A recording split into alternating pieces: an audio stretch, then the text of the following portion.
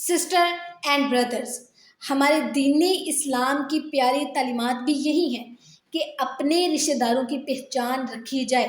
اللہ پاک کے پیارے اور آخری نبی محمد عربی صلی اللہ علیہ وسلم ارشاد فرماتے ہیں، ترجمہ: تم اپنا نسب اتنا سیکھو جس سے تم رشتہ داروں سے صلح رحمی کر سکو، کیونکہ رشتہ جوڑنا گھر والوں میں محبت، مال میں برکت اور عمر میں درازی کا ذریعہ ہے۔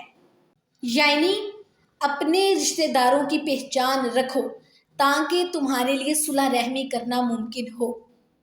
اسی طرح حضرت مفتی رحمۃ اللہ لکھتے ہیں، اپنے ددیال یعنی دادا کے خاندان یعنی نانا کے خاندان کے رشتوں کو یاد رکھو، اور یہ بھی دھیان میں رکھو کہ کس سے ہمارا کیا رشتہ ہے، تاکہ ان رشتوں کا حق ادا کرتے رہو۔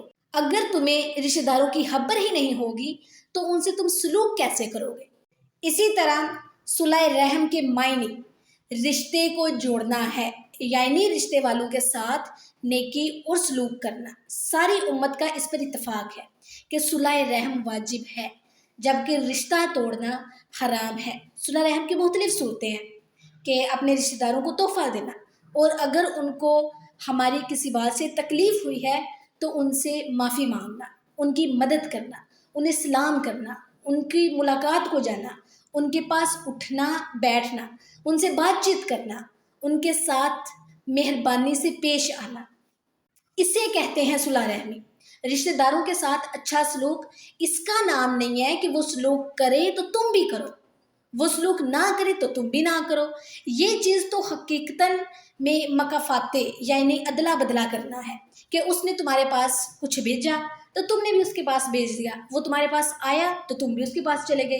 حقیقتاً صلح رحم یعنی کامل درجے کا رشتہ داروں سے حسن سلوک یہ ہے کہ وہ کاٹے اور تم جوڑو، وہ تم سے جدا ہونا چاہے تو وہ تمہارے ساتھ بے پرواہی کرتا ہے، رشتہ توڑتا ہے تو تم پھر بھی لحاظ کرو، رشتے کو جوڑو۔